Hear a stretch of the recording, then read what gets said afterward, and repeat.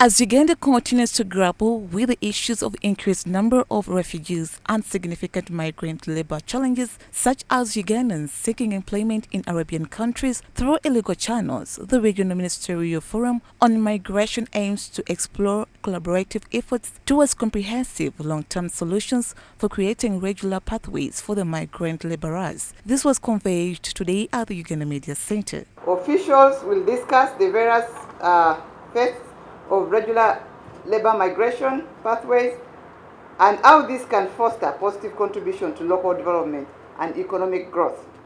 The State Minister for Labour, Employment and Industrial Relations, Honorable Esther Enyakwon, stated that the migrant workers travelling to Saudi Arabia will be secured provided they go through the proper channels by using registered and licensed companies. She further explained that the insurance process will be managed by Saudi Arabia. Compulsory insurance, yes. This insurance has not been very clear. It has not been very mandatory according to the Kingdom of Saudi Arabia. So when I was there last week, it is one thing that they are putting it very, very clear to all migrant workers that are going to the Kingdom of Saudi Arabia. They will be insured as long as they go through the right licensed companies that go through our IMI system and the Musanet system. Those ones will be insured. She mentioned that immigration can boost the country's economy through externalization of labor, however, with the provision of correct pathways for the migrant laborers. She ascertained that there are bilateral agreements being made with the different countries to ensure that protection is safeguarded for all the Ugandans in those countries.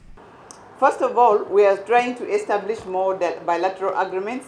I went to Oman. That will be, I think, soon signed.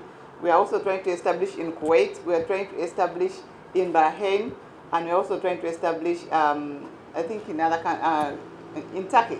Once we get success into that, we should know we'll be able to follow up how many Ugandans are there. But if a Ugandan leaves this country and goes to a country where we don't have a bilateral agreement, that means they're there on their own. The need for sensitization was also mentioned, and Ugandans traveling abroad have been warned and urged to stay vigilant, especially on the luggage handed over to them by strangers.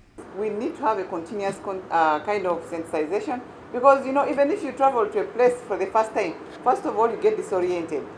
So out of that disorientation, these people take advantage of our girls. They give them some small money, they even get excited. So we are trying to make sure that, and I'm also passing a message through this fraternity, that any Ugandan who goes out of this country and does not have to accept any baggage or any person's bag that she or he does not know the content of the bag, and secondly, she should not be lured by these people. Sarah Carell, the Deputy Chief of Mission IOM Uganda, commended the Ugandan government for its participation and efforts towards fostering a safe environment for the migrant workers. As IOM, we have no doubt that enhancing collective actions on labour migration matters through strong cooperation and coordination of regional states and is worth giving every effort for.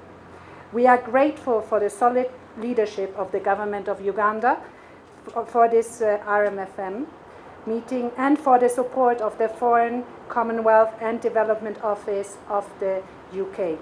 The 6th meeting of the Regional Ministerial Forum on Migration is to take place next week from the 10th to 13th February 2025.